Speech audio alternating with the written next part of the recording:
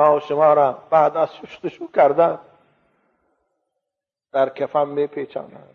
جوانای عزیز، کسانی که صدای منو میشنوید،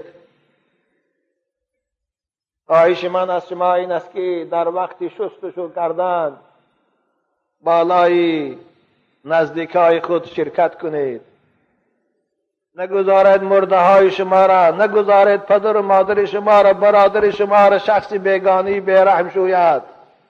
خودتان شوید، زیرا که پیغمبر خدا میگویند غسل الموت، خود شما، زیرا که دستمال کردن و مالیدنی به جسد بیجان دل شما را ملایم میکند، به یاد مرگ میآرد.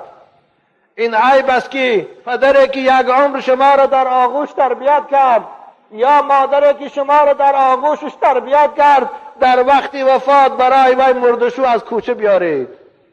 عیب است. برای چی میترسی؟ او همون پدر است، او همون مادر است، او همون برادر است. خودت در آغوشت گیر او رو شو تا که از مرده بگریزی.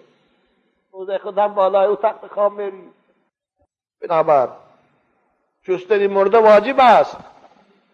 امروز چی جایی که فرزندای مسلمان جسد بیجان پدرشان شویند یا در وقت شستن اشتراک کنند، حتی نماز جنازه او که آخرین لحظه نیکی فرزند برای پدر حساب میشد، من بسیاری از فرزندان رو میبینم جنازه پدرشان نمیخوانند، جنازه مادرشان نمیخوانند.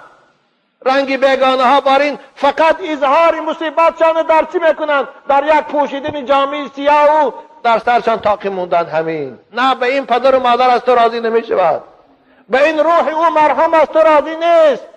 آخرین حقی که تو باید همچون فرزند اجرا کنی، جنازه او رو خوان. ای ناخلاف، جنازه پدر خوان، جنازه مادر خوان، جنازه برادر خوان. این از حقی فرزندی. جنازه پدری تو رو دیگران میخوانند، جسد بیجانت پدری تو رو دیگران میشویند.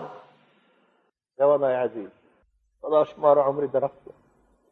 این سنت اسلام است، این تعلیم پیغمبر بزرگوارست، این سفارش پیغمبر است. باید هر شخص آداب مردشویی را داند.